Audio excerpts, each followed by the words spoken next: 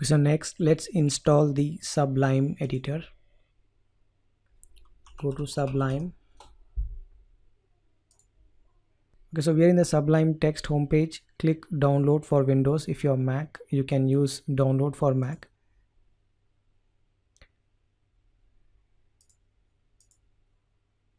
So once download, we can start running the program to install Sublime on your local machine. Okay, so the installation has been completed. Let's install this.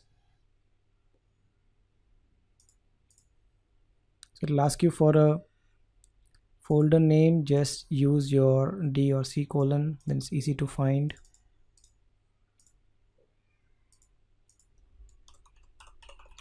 But typically for softwares, I don't do install on C colon or D colon. I prefer to have in program files, but for training purposes I do it in D colon. For you, don't change this, let it be like this.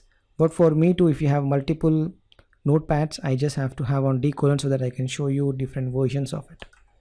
Okay, so I select Sublime on D colon, change the folder. You don't have to do it, you can install in the program files.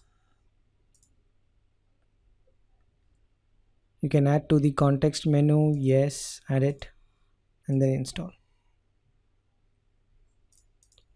Okay, so Sublime has been done. So now you have an editor. Let's go to editor now. Sublime, you can right click on it, pin to taskbar. So Sublime is here. You can go to apps, right click on it, pin to taskbar. Okay, so now you have your Sublime. You can right click and open it. Your Sublime is here, and actually I have a license. I will add those license here, so you will not see unregistered. For you, you will see an unregistered here.